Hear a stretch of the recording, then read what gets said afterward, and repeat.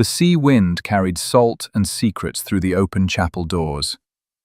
Celestine stood in the shadows of the stone archway. Her fingers gripped the rough wall so hard her knuckles turned white. She could not breathe. She could not move. She could only stare. Inside the chapel, her twin sister Mirabel stood at the altar in a gown of cream silk. The lace veil covered her face like morning mist. Candlelight made her skin glow. She looked like an angel. And beside her stood Alistair. Celestine's heart twisted in her chest. 5 years. 5 long years since she last saw his face. His dark hair was longer now. It touched his collar. His jaw was sharper, harder, but his grey eyes were the same, cold and stormy like the winter sea. He wore a black coat with silver buttons. His shoulders were broad. His hands were steady as he reached for Mirabel's fingers. Those same hands once held Celestine in the dark. Those same hands once promised her forever. But that was before. Before the fear. Before the lies. Before the night she died. The priest's voice echoed through the chapel. "Do you, Alistair Blackwell, take this woman to be your lawfully wedded wife?" Celestine held her breath. Alistair's face showed nothing. No joy, no warmth, just that cold, empty mask he always wore. "I do," he said. His voice was low, flat. The priest turned to Mirabel. "And do you, Mirabel Ashford, take this man to be your lawfully wedded husband?" Mirabel's voice trembled. "I do." Celestine pressed her hand against her mouth. She wanted to scream. She wanted to run into that chapel and tear the veil from her sister's face. She wanted to shout the truth. "I am alive. I am here. And you married the wrong woman." But she stayed in the shadows. Because 5 years ago, Celestine Ashford drowned in the sea. Everyone believed it. The whole village came to her funeral. They buried an empty coffin in the churchyard. They carved her name on grey stone. Alistair wore black for 6 months. And now he was marrying her identical twin. The priest raised his hands. "I now pronounce you man and wife." Alistair lifted Mirabel's veil. For one moment, Celestine saw her sister's face, the same face she saw in the mirror every morning, the same blue eyes, the same pale skin, the same dark hair pinned with white flowers. But Mirabel's eyes were different. They were soft, gentle. Mirabel never knew hunger. She never knew fear. She never had to run in the night with nothing but the clothes on her back. Alistair leaned down and kissed Mirabel's lips. It was brief, cold, a kiss with no feeling. The guests clapped and cheered. Celestine turned and ran. She stumbled down the rocky path toward the cliffs. Her brown cloak whipped around her legs. Her boots slipped on wet stones. The sea roared below. White waves crashed against black rocks.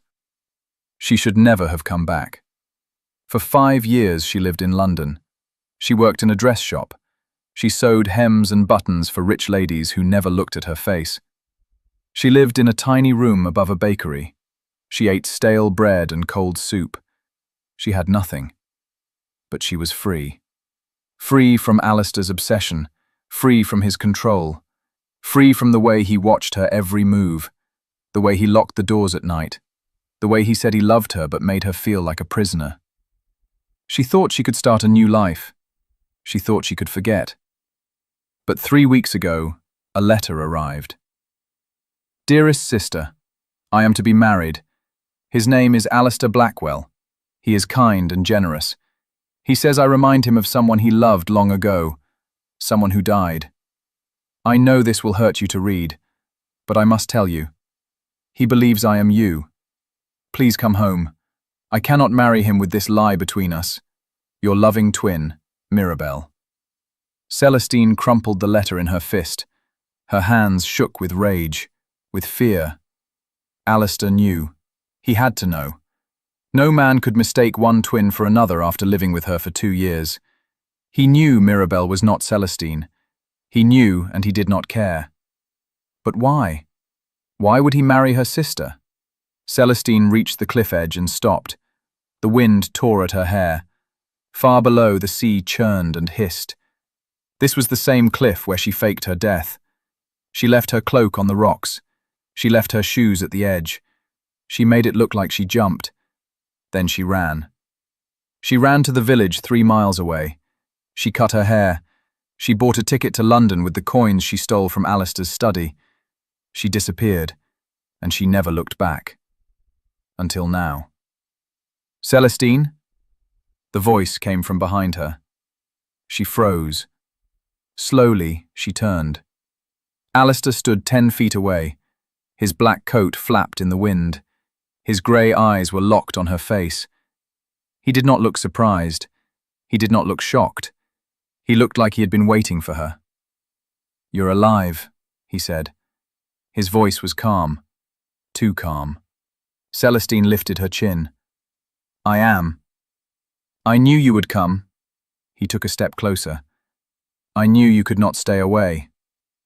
Her heart pounded. "You married my sister." "I did." "Why?" Alistair's mouth curved into a small, cold smile. "To bring you home." Celestine stared at him. Her mind spun. "What are you talking about?" Alistair moved closer. The wind pushed his dark hair across his forehead. His eyes never left hers. "You think I did not know the moment I met Mirabelle? You think I could not see the difference?" "Then why?" "Because I knew she would write to you." His voice was soft, dangerous. "I knew she would beg you to come home, and I knew you could not resist." Celestine's breath came fast and shallow. "You used her." "I used the only bait that would work." He stopped 3 feet away, close enough to touch, close enough to grab. "You ran from me once, Celestine. I will not let you run again." She took a step back. Her heel touched the cliff edge. Rocks crumbled and fell. She heard them splash far below. Alistair's eyes darkened. "Careful. Stay away from me." "No." He moved forward, slow and steady like a wolf stalking prey. "You will listen. You owe me that much." "I owe you nothing." Her voice shook. "You kept me locked in that house like a prisoner. You watched me every second. You would not let me see my friends. You would not let me leave without you. I was drowning, Alistair. I was protecting you." "From what?" "From the world. From danger. From men who would hurt you." His jaw tightened. "From yourself." Celestine laughed. It was a bitter, broken sound. "You were the danger, Alistair. You were the one who hurt me." Something flickered in his eyes. Pain. Regret. But it was gone in a heartbeat. His face went cold again. "I loved you." "That was not love, that was obsession." "Perhaps." He tilted his head. "But it does not change the fact that you belong to me." "I belong to no one." "Then why are you here?" He took another step. Now he was so close she could see the silver flecks in his gray eyes. "Why did you come back if you are so free?" Celestine's throat tightened. "To stop you from hurting Mirabelle." "I will never hurt her." His voice was soft, almost gentle. "She is innocent. She knows nothing of what we had, what we were." "Then let her go. Annul the marriage. Let her live her life." "No." "Why not?" Alistair reached out. His fingers brushed her cheek. Celestine flinched but did not pull away. His touch was warm. Too warm. It made her skin burn. "Because," he whispered, "as long as I am married to her, you will stay." Her eyes widened. "You are mad." "Perhaps." He leaned closer. His breath touched her lips. "But you will not leave your sister alone with a madman, will you?" Celestine's heart slammed against her ribs. He was right. He knew her too well. She could not leave Mirabelle in his hands, not when he was capable of this. But something felt wrong. Alistair's face was too calm. His eyes held a secret, something deeper, darker. "What are you really planning?" she asked. He smiled. It did not reach his eyes. "You will see." Then he turned and walked away. Celestine stood on the cliff for a long time. Her legs trembled. Her mind raced. She had to protect Mirabel. But how? If she revealed herself, everyone would know she faked her death. They would ask questions. They would want to know why she ran. And Alistair would twist the story. He would make her look mad, ungrateful. He was good at that. No, she had to stay hidden. She pulled her cloak tight and walked down the path toward the village. The sun was setting. Orange light bled across the sky. Fishermen pulled their boats onto the sand. Women carried baskets of bread and fish toward their cottages. Celestine kept her head down. She wore her hair loose to hide her face. No one looked twice at her. In her plain brown dress and old cloak, she looked like a servant, a nobody. Good. She needed to be invisible. She rented a small room above the tavern using the last of her savings. The room was cold and damp. The bed was narrow. But it had a window that looked out over the cliffs. She could see Blackwell Manor from here. The great stone house sat on the hill like a dark crown. Lights flickered in the windows. Mirabel was in there. With him. Celestine pressed her forehead against the cold glass. She had to think. She had to make a plan. But all she could see was Alistair's face, his cold smile, his knowing eyes. "As long as I am married to her, you will stay." A trap. He built a perfect trap. And she walked right into it. 3 days passed. Celestine watched the manor from her window. She saw servants come and go. She saw the gardener trim the hedges. She saw the cook carry baskets from the market. But she did not see Mirabel. On the 4th day, she could not wait any longer. She wrapped herself in her cloak and walked to the manor.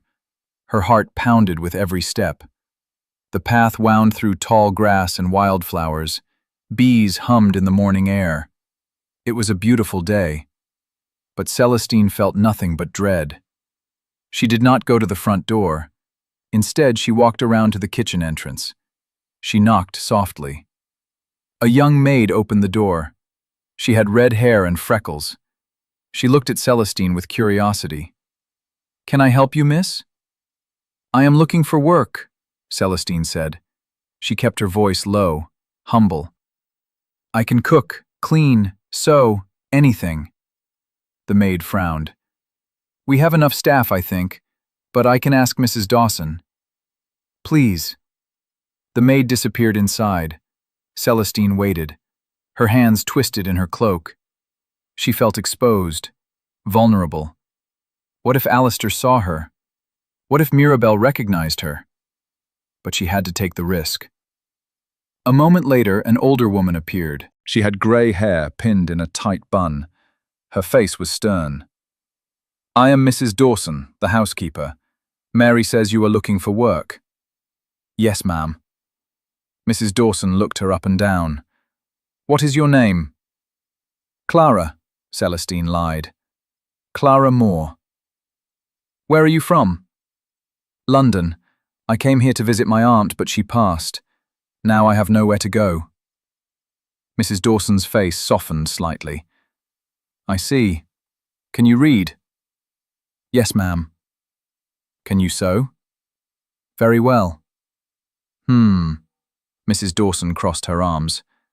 "The mistress needs a lady's maid. Her last one left suddenly. Can you dress hair?" Celestine's heart leaped. A lady's maid. That meant she would be close to Mirabel. "Yes, I worked in a dress shop in London. I know all the latest styles." Mrs. Dawson nodded. "Very well. I will speak to the master. Wait here." She disappeared inside. Celestine leaned against the stone wall. Her hands shook. This was dangerous. So dangerous. But it was the only way. 10 minutes later, Mrs. Dawson returned. "The master says you may start tomorrow. You will live in the servants' quarters. Meals are provided. Your wage is 5 shillings a week." "Thank you, ma'am." Mrs. Dawson's eyes narrowed. One more thing. The mistress is delicate. She tires easily. You must be gentle with her. Patient. Do you understand? Yes, ma'am. Good. Be here at dawn. Celestine nodded and left. As she walked back to the village, her mind raced. Alistair approved her. He knew it was her. He had to know. So why did he let her in? But she didn't know. She did not know that Alistair had been waiting for this moment, planning for it, and the game he was playing was far more dangerous than she imagined. The next morning, Celestine stood in the servants' hall. She wore a plain black dress and white apron. Her hair was pinned tightly under a white cap.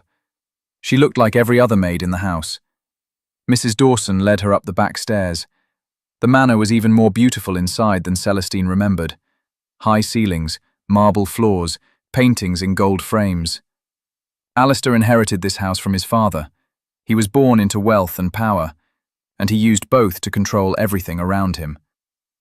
They stopped in front of a white door. Mrs. Dawson knocked softly. Mistress, your new maid is here. Come in, a soft voice called.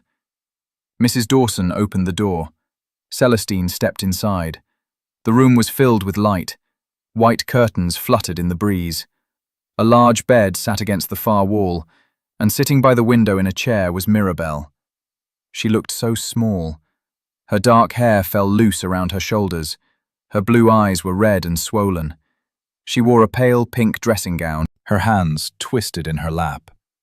When she looked up, her eyes met Celestine's, and for one terrible moment, Celestine thought she was recognized, but Mirabelle just smiled sadly. Hello. This is Clara Moore, mistress, Mrs. Dawson said. She will be your lady's maid. Mirabelle nodded. Thank you, Mrs. Dawson. The housekeeper left and closed the door. Celestine stood frozen, her heart hammered. She was standing 3 feet from her twin sister, the sister she had not seen in 5 years, the sister she loved more than anyone in the world. Mirabelle looked at her with tired eyes. You do not need to be afraid of me, Clara.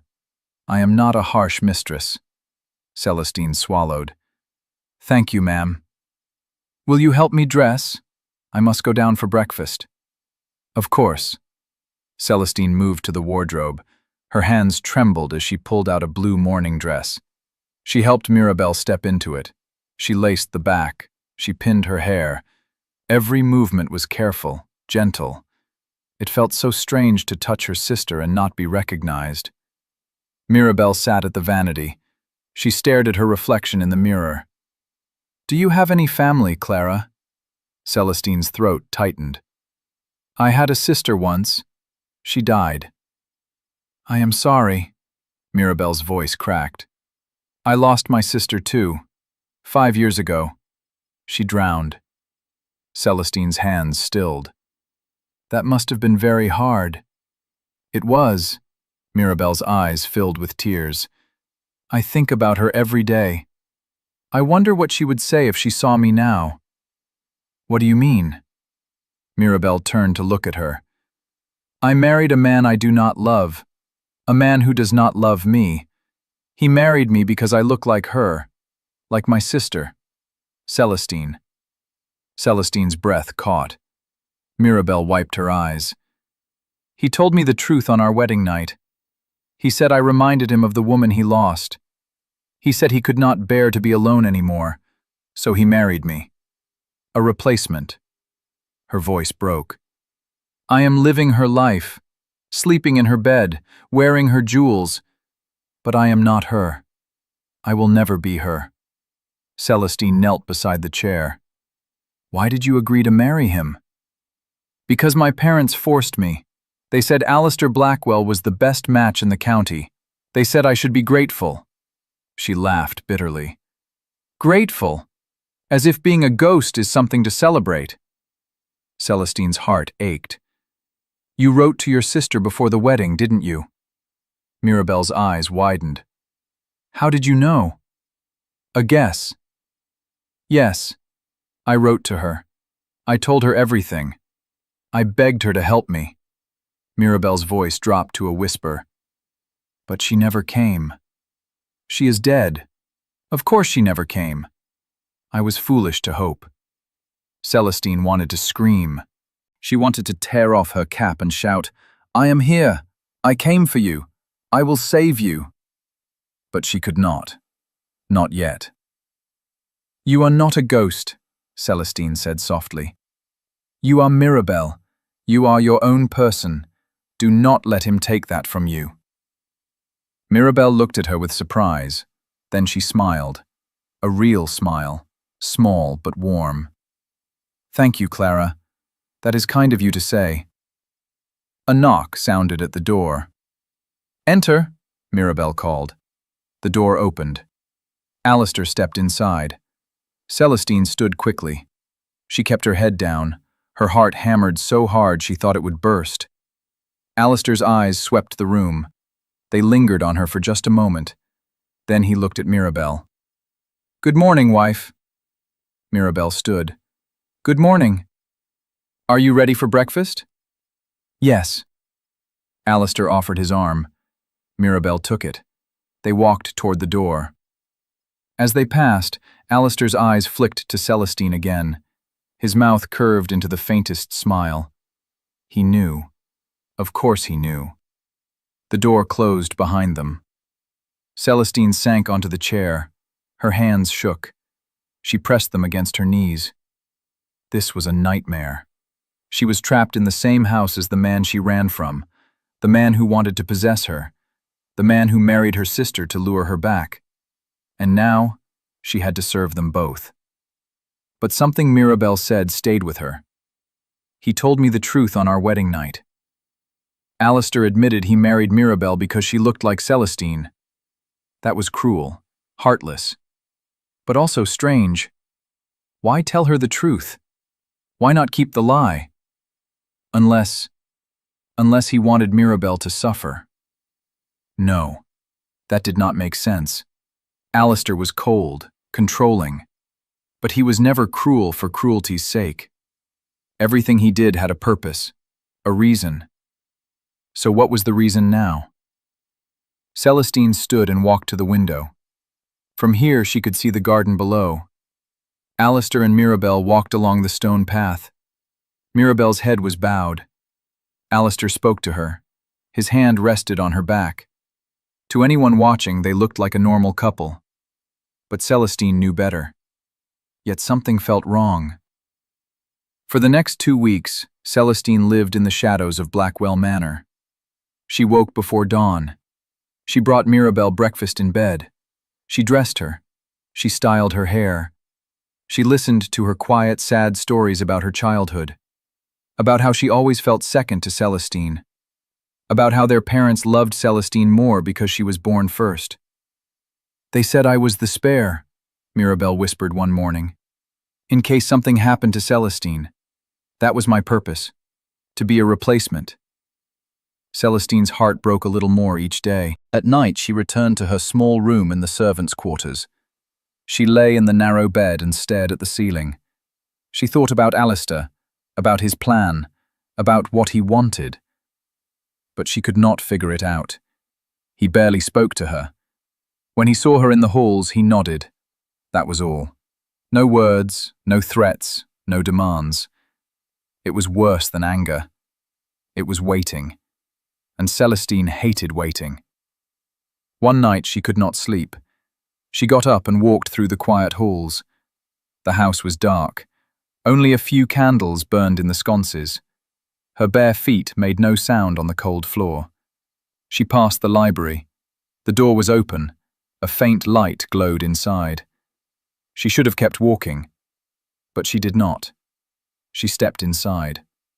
Alistair sat in a leather chair by the fire. He held a glass of whiskey. He stared into the flames. He did not look up.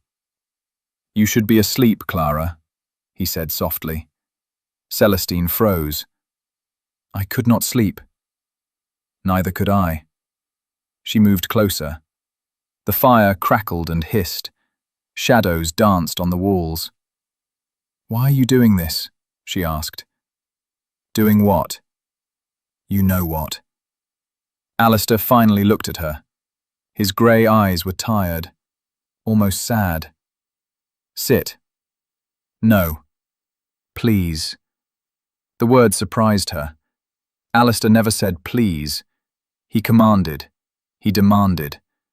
But now he looked at her like a man who had nothing left to lose. Celestine sat in the chair across from him. They stared at each other. The fire burned between them. I hurt you, Alistair said at last. I know that. I locked you in this house. I watched your every move. I made you afraid of me. He took a drink. I told myself I was protecting you, but the truth is, I was afraid. Of what? Of losing you. His voice cracked. My mother died when I was 10. My father died 5 years later. Everyone I loved left me. And then I met you. Beautiful, bright, alive. I thought if I held you tight enough, you would not leave too. Celestine's throat burned. So you made me a prisoner? Yes. And when I ran, you could not accept it? No. He looked into the fire. I searched for you for months. I hired men to find you. I went to London. I walked every street. I looked at every face. But you disappeared like smoke. I wanted to be free. I know. He looked at her again. And I gave you 5 years. 5 years to live your life, to be free. I did not follow. I did not search anymore. I let you go. Then why bring me back now? Alistair's jaw tightened. Because I need your help. Celestine blinked. What? Mirabelle is dying. Celestine's blood turned to ice. What did you say? Alistair set down his glass. His hands were steady, but his eyes were full of pain. Mirabelle is dying. She has been sick for over a year. The doctors say it is her heart. It is weak, failing. She has perhaps 6 months left, maybe less. No, Celestine stood. Her legs shook. No, you are lying. I wish I was. She looks fine. She hides it well. Alistair's voice was firm, sad. But you have seen the signs. She tires easily. She grows pale. She cannot walk far without needing to rest. Celestine thought back. Mirabelle did tire easily. She napped every afternoon. She barely ate.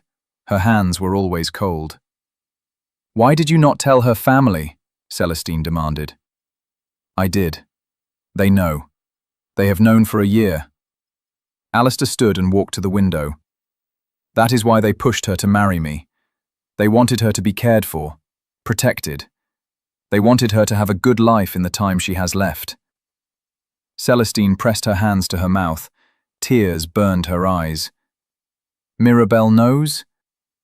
Yes, she has known from the beginning. But she said you married her because she looks like me. I did.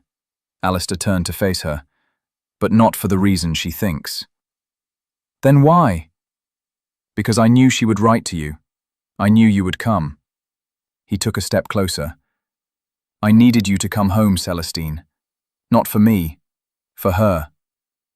Celestine stared at him, her mind spun.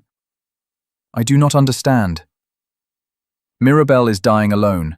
She has no friends. Your parents barely visit. She has no one but me, and I am a stranger to her. His voice dropped. But she talks about you every day. She cries for you. She says she wishes you were here, that she wishes she could see you one more time before she dies. Tears ran down Celestine's face.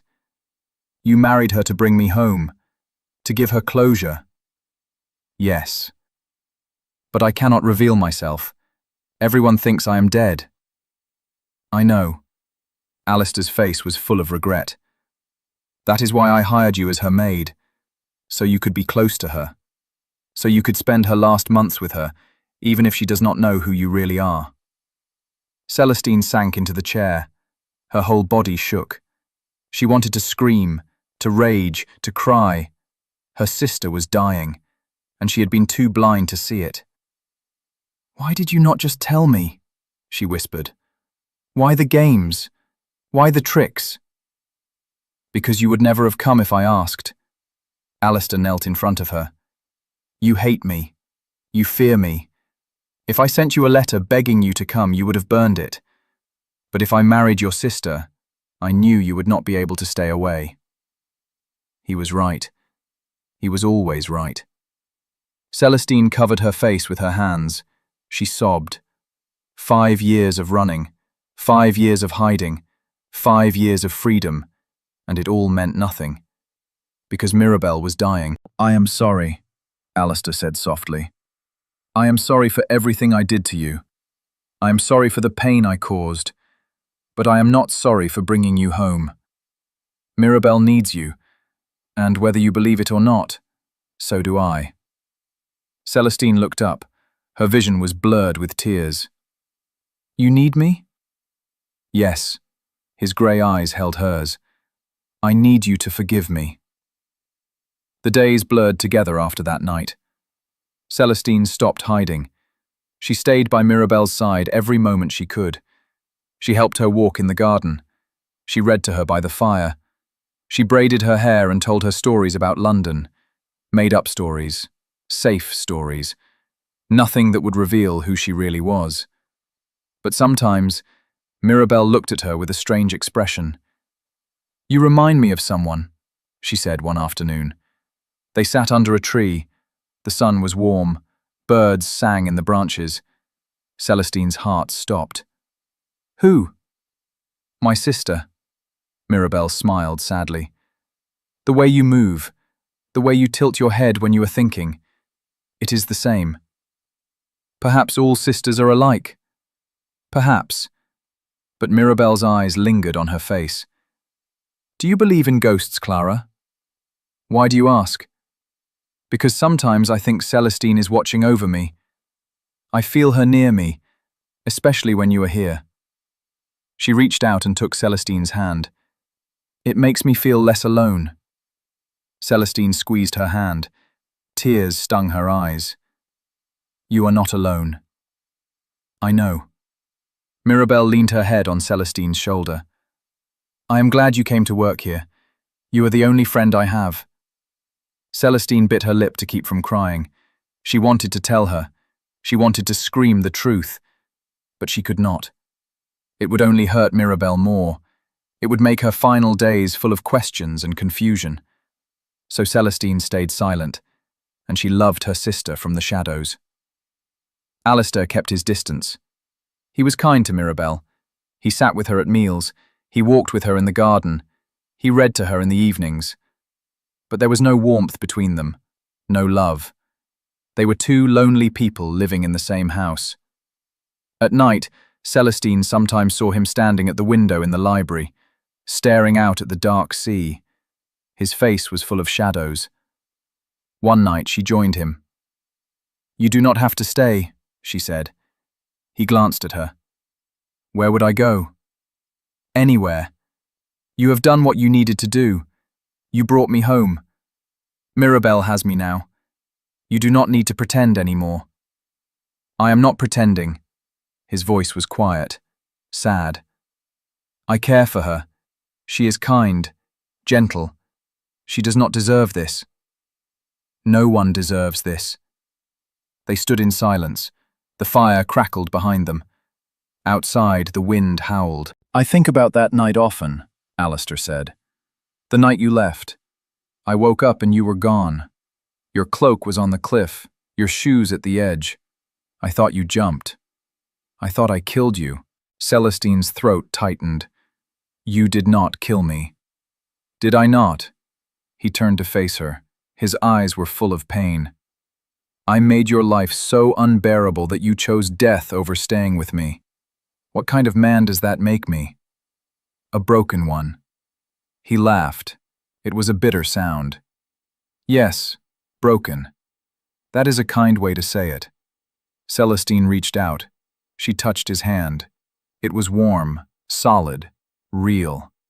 "You are trying to make it right now. That means something." Does it?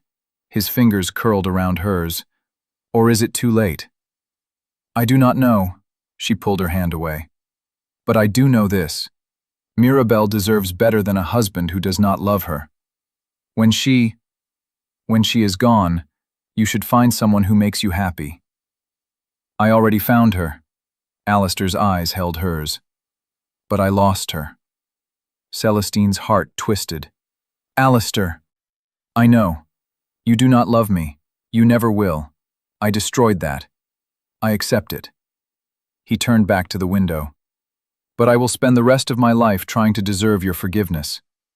You already have it. He looked at her in shock. Celestine smiled sadly. I forgive you, Alistair. For the locks, for the fear, for everything. I forgive you because holding on to anger is too heavy, and life is too short. She thought of Mirabelle, of her weak heart and borrowed time. Life is far too short. Alistair's eyes filled with tears. He did not cry, but his voice broke when he spoke. Thank you. Celestine nodded. Then she left him alone with his ghosts. 2 months passed. Mirabelle grew weaker. She could no longer walk in the garden. Her legs were too tired. Her breath came too fast. She spent most days in bed. Celestine sat beside her and held her hand. They talked about everything. About their childhood, about their parents, about the village, about the sea. Do you think there is life after death? Mirabelle asked one evening. Her voice was soft, faint. Celestine stroked her hair. I think so. Do you think Celestine is waiting for me? Yes. Celestine's voice broke. I think she is waiting, and she will be so happy to see you. Mirabelle smiled, her eyes closed. Good. I miss her so much. She misses you too. That night, the doctor came. He examined Mirabelle in private. When he left, his face was grave. Celestine found Alistair in the hall. What did he say? Days, perhaps a week. Alistair's face was pale, hard. Her heart is failing faster than we thought. Celestine pressed her hand to her mouth. She could not breathe, could not think. 1 week. 7 days. Not enough time. Not nearly enough time. That night, Celestine could not sleep. She walked to Mirabelle's room and opened the door quietly. Mirabelle was awake. She stared at the ceiling. Tears ran down her cheeks. Mirabelle? Celestine rushed to her side. What is wrong? Are you in pain? No. Mirabelle wiped her eyes. I am just sad. Why?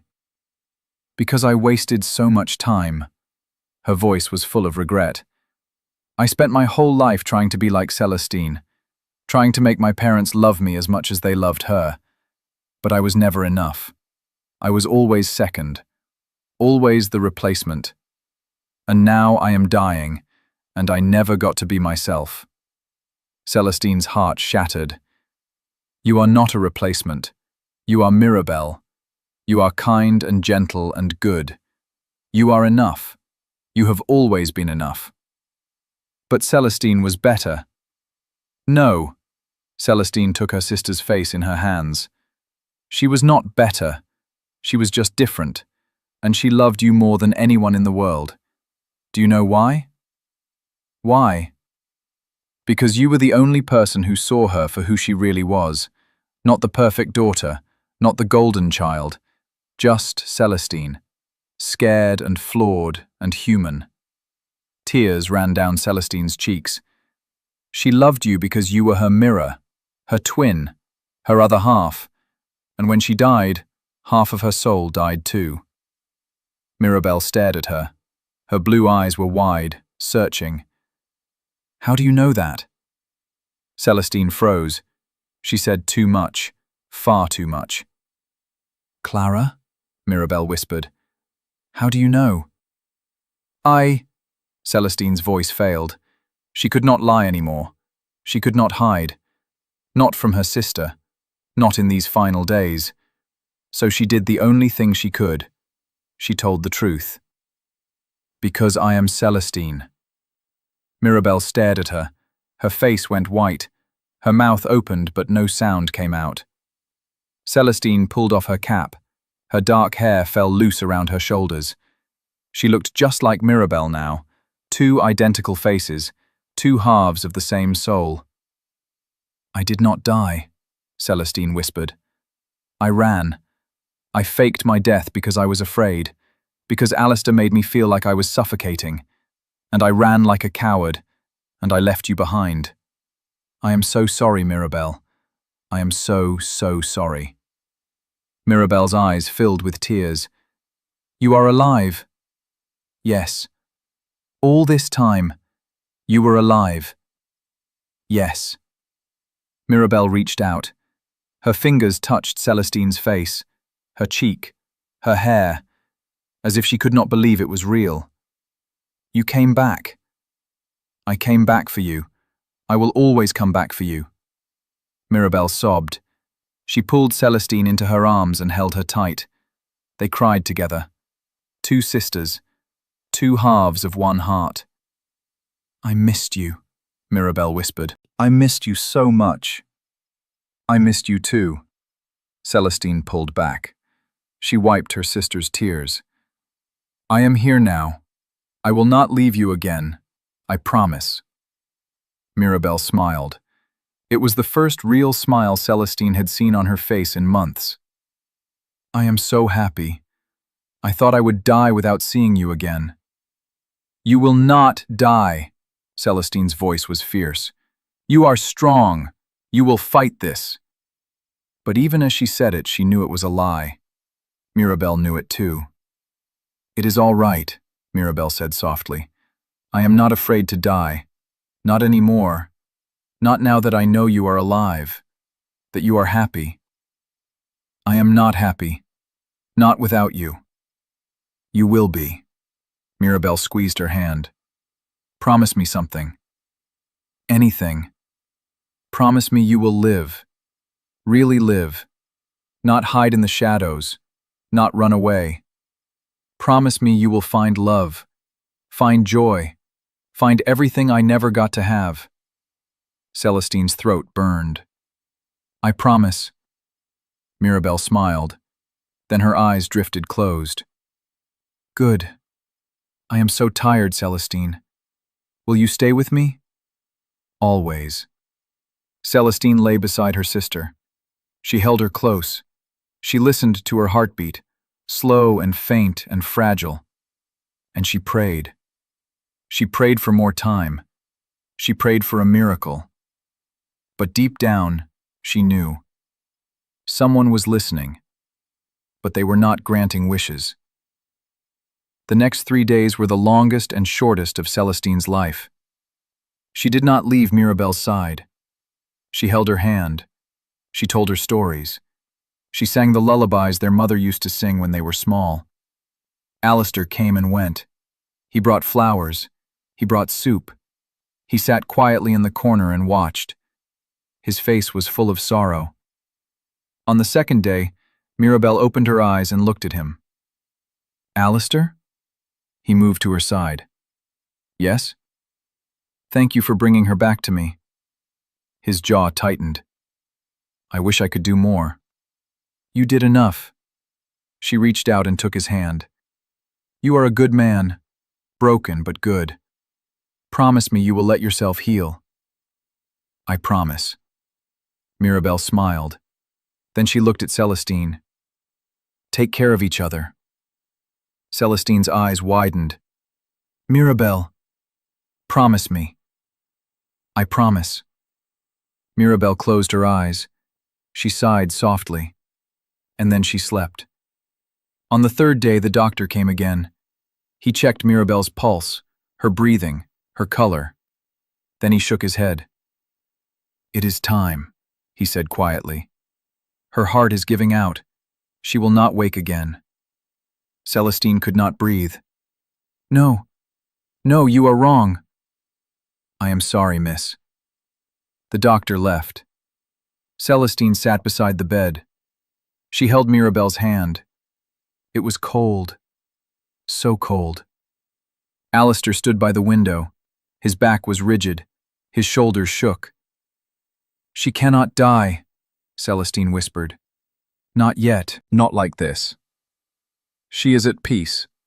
Alistair's voice was rough. "She is not in pain. She is with the people she loves. That is all anyone can ask for." Celestine looked at him. Tears poured down her face. "I hate this. I hate all of it." "So do I." They sat in silence. The sun set outside. The room grew dark. A single candle burned on the bedside table. And then, just before midnight, Mirabel took one last breath. Slow, soft, final. And she was gone. Celestine did not cry at first. She sat beside the bed and held her sister's hand. She stared at her peaceful face. She waited for her to open her eyes, to smile, to say it was all a joke. But she did not. Mirabel was gone, and Celestine was alone. Alistair covered Mirabel's body with a white sheet. He sent for the undertaker. He made arrangements for the funeral. He moved like a man in a dream. His face was blank, empty. Celestine did not speak. She did not eat. She did not sleep. She just sat in Mirabel's room and stared at the empty bed. 2 days later, they buried Mirabel in the churchyard beside Celestine's empty grave. The whole village came. They whispered about how sad it was, how young she was, how tragic. Celestine stood in the back. She wore her maid's dress and cloak. No one looked at her. She was invisible. As the priest spoke, Celestine stared at the two graves side by side. Celestine Ashford, beloved daughter, 1822 to 1842. Mirabel Blackwell, beloved wife, 1822 to 1847. Two halves of one soul, both gone now. Celestine felt hollow, broken, lost. After the funeral, she walked to the cliffs. She stood at the edge and looked down at the sea. The waves crashed against the rocks. The wind howled. She could jump. She could make it real this time. She could join Mirabel wherever she had gone. "Do not." Celestine turned. Alistair stood 10 feet away. His black coat flapped in the wind. His face was pale, haunted. "Please, do not." "Why not?" Her voice was flat. "Everyone thinks I am dead anyway. What difference does it make?" "It makes a difference to me." He moved closer. "You promised Mirabel you would live. Really live. You cannot break that promise." "I do not know how to live without her." "Neither do I." Alistair stopped beside her. "But we will learn together." Celestine looked at him. His gray eyes were red, tired, sad. He looked as broken as she felt. "I do not love you," she said. "I know. I do not think I ever will." "I know. But I do not want to be alone." Alistair reached out. He took her hand. His grip was warm, steady. "Then do not be." They stood on the cliff and watched the sea. Two broken people, two shattered hearts, and slowly the sun began to rise. 1 week after the funeral, Celestine found a letter in Mirabel's room. It was tucked inside a book on the bedside table. The handwriting was shaky but clear.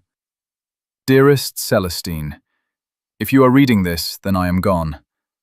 I am sorry I could not say goodbye properly, but I want you to know that I am happy.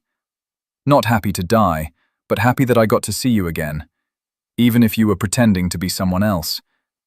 Yes, I knew. I knew from the first day you came to work here. I would know your face anywhere, sister, even hidden under a maid's cap. I did not say anything because I understood why you were hiding, and I did not want to take that choice away from you.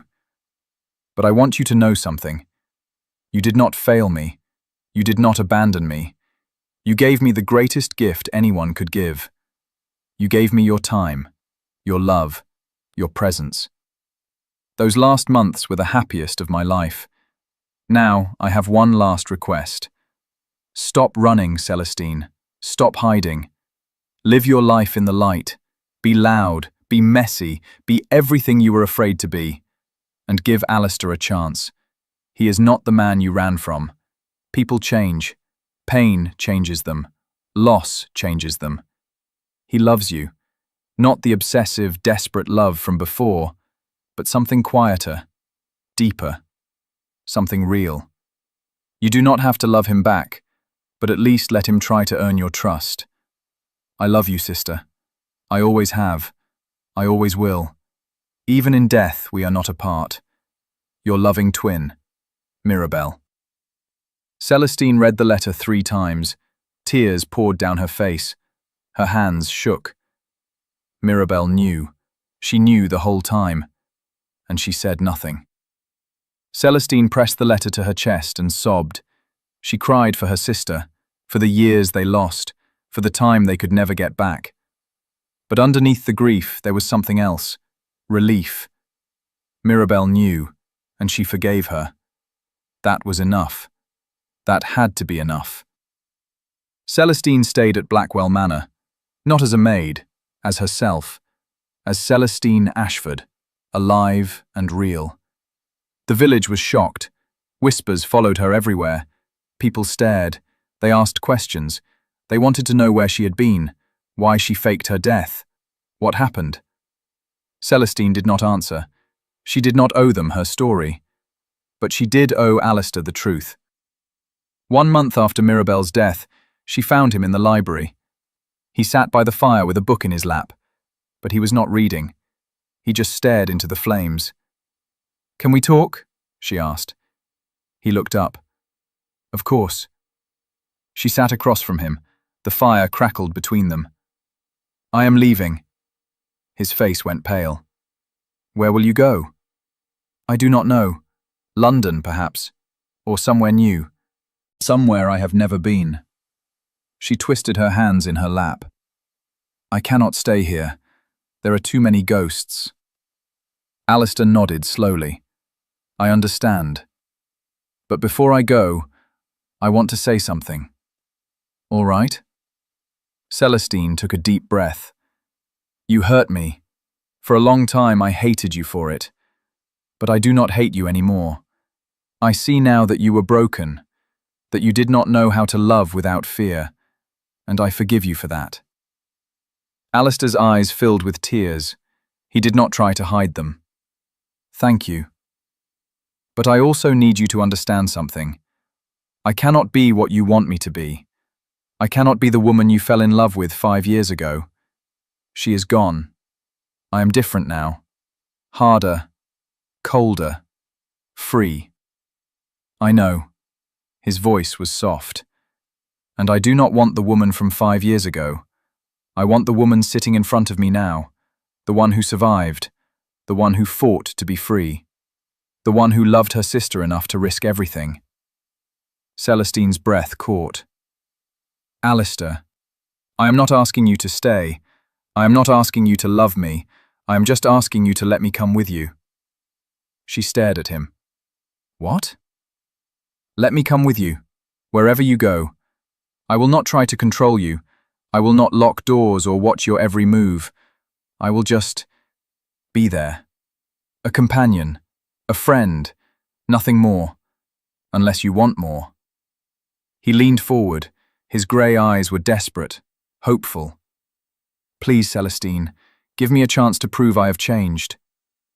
Celestine's heart pounded. She wanted to say no. She wanted to run, to be alone, to be free. But Mirabelle's words echoed in her mind. "Give Alistair a chance. People change." And she thought about the last 2 months, about how gentle Alistair had been with Mirabelle, how patient, how kind, how he held Celestine when she cried, how he never demanded anything from her. Maybe people did change. Maybe broken things could be healed. Maybe love did not have to be a cage. "All right," she said softly. Alistair's eyes widened. All right?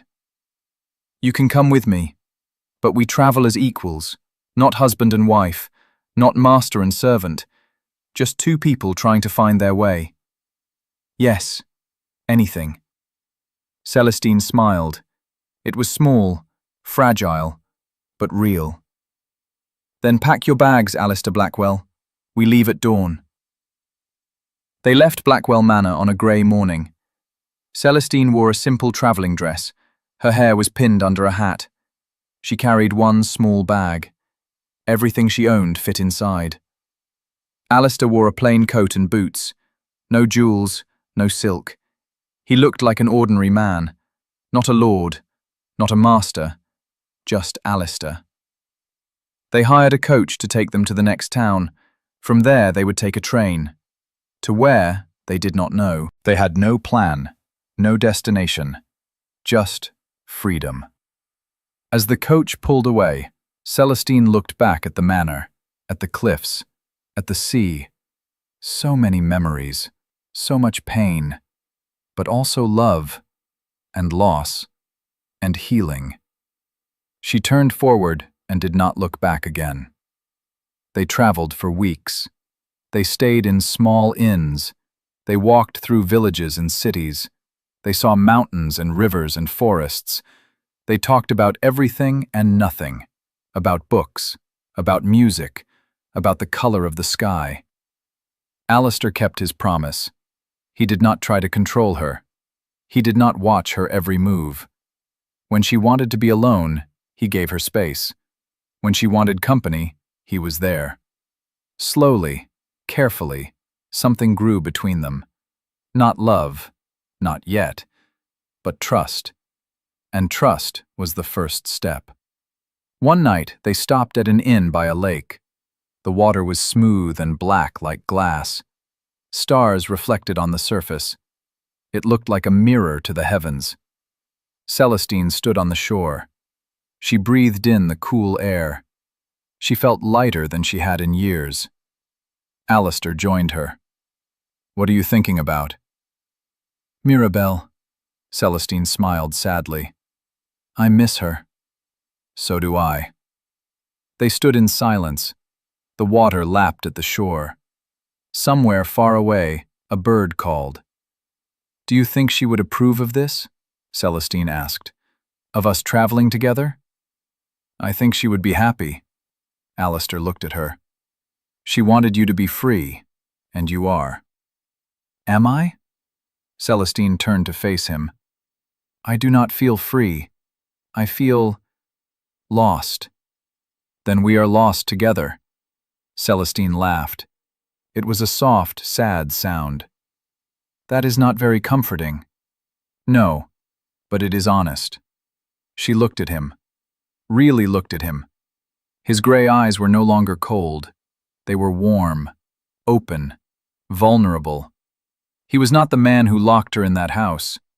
He was not the man who made her afraid. He was someone new, someone she was just starting to know. "I do not love you," she said. "I know.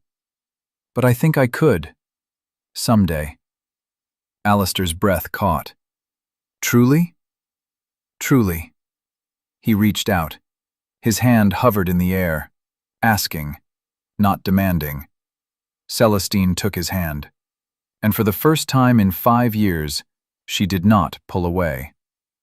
6 months passed. Celestine and Alistair settled in a small village in Scotland. It was quiet, peaceful, far from the sea. They rented a cottage on the edge of town. It had 2 bedrooms, a garden, a view of the hills. Celestine worked at the local dress shop. Alistair helped the village blacksmith. They were not rich, they were not powerful, but they were content. At night, they sat by the fire and talked. About the past, about the future, about everything in between. Alistair told her about his childhood, about his cold, distant father, about his mother who died too young, about the loneliness that shaped him. Celestine told him about the years in London, about the fear, about the nights she woke up screaming, about the guilt of leaving Mirabelle behind. They laid their wounds bare, and slowly they healed. One evening, Alistair asked her a question. "Do you ever regret coming back?" Celestine thought about it. "No, not anymore. Even though it hurt. Especially because it hurt." She looked at him. "Pain is how we know we are alive, and I would rather live with pain than hide from it." Alistair smiled. "You have become very wise." "Or very foolish," she laughed. "I have not decided which." They sat in comfortable silence. The fire crackled. Outside, the wind whispered through the trees. "I think I am falling in love with you," Alistair said quietly. Celestine's heart skipped. "Are you?" "Yes." He looked at her. His eyes were full of hope and fear. "But I will not ask you to say it back. I know you are not ready. I just wanted you to know." Celestine reached out. She touched his face. His skin was warm under her fingers. "I am not ready," she admitted, "but I am not afraid anymore, and that is something. It is everything." She leaned forward and kissed him. It was soft, gentle, a kiss with no demands, no expectations, just warmth. When she pulled back, Alistair's eyes were closed. He looked peaceful, happy. "Thank you," he whispered. "For what?" "For giving me a chance to be better." Celestine smiled. "Thank you for waiting." 1 year after Mirabelle's death, Celestine returned to the village by the sea. She went alone. Alistair offered to come, but she told him this was something she needed to do herself. She walked through the familiar streets, past the church, past the market, past the cliffs. She stopped at the churchyard. 2 graves stood side by side. Fresh flowers lay on Mirabelle's stone. Someone had been visiting. Celestine knelt in the grass. She touched the cold marble. "Hello, sister." The wind whispered through the trees. It sounded almost like a voice. "I am sorry it took me so long to come back," Celestine said. "I was afraid of the memories, afraid of the pain. But I am not afraid anymore." She told Mirabelle everything, about the cottage, about Alistair, about the life they were building together. "I think you would like who I am now," she said. "I am stronger, braver. I am not running anymore. I am living, just like you asked me to." A bird landed on the gravestone. It tilted its head and looked at her with bright eyes. Then it sang, a clear, sweet note. Celestine smiled. "I miss you, every single day. But I know you are not really gone. You are in every sunset, every laugh, every moment of joy. You are still with me." The bird sang again, then it flew away. Celestine stood. She brushed the dirt from her skirt. She took one last look at the graves. 2 halves of one soul, one buried, one alive, but both free. She turned and walked back down the path, toward the village, toward the future, toward the man waiting for her at the inn. And for the first time in her life, Celestine Ashford felt whole. Celestine stood in the garden of their cottage. The sun was warm on her face. Flowers bloomed in every colour. Bees hummed in the lavender. Inside, she heard laughter. A little girl with dark hair ran out of the house. She was 4 years old. Her blue eyes sparkled with mischief. "Mama, Papa is chasing me!" Alistair appeared in the doorway. He was older now. His hair had grey at the temples, but his smile was warm, genuine. "I am going to catch you, little one." The girl squealed and ran behind Celestine. "Save me, Mama!" Celestine laughed. She scooped the girl into her arms. "I have got you." Alistair walked over. He wrapped his arms around them both. "You cannot protect her forever." "I can try." He kissed Celestine's forehead. "What should we name the next one?" Celestine froze. "What?" Alistair's eyes sparkled. "You are glowing. Your face is fuller. You have been tired in the mornings, I know the signs. Celestine's hand moved to her stomach. She had suspected, but she was not sure. How long have you known? A week. I was waiting for you to tell me. She looked up at him. This man who once caged her, this man who now set her free, this man she loved with her whole heart. If it is a girl, she said softly, I want to name her Mirabelle. Alistair's eyes filled with tears. She would have liked that. Yes, she would. The little girl in Celestine's arms wiggled. Who is Mirabelle? Celestine smiled. Your aunt. She was the bravest, kindest person I ever knew, and she loved you before you were even born. Will I meet her? Someday, but not for a very long time. The girl nodded, then she squirmed down and ran toward the flowers. Celestine and Alistair stood together, watching their daughter play, watching the sun shine, watching life unfold. I love you, Alistair said. Celestine leaned into him. I love you too. And she meant it. 5 years ago, she faked her death to escape him. She ran from a man who loved her like chains. But love did not have to be chains. Love could be freedom. Love could be choice. Love could be healing.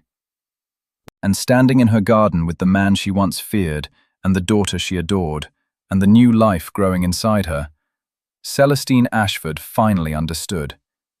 She did not have to choose between freedom and love. She could have both. And she did.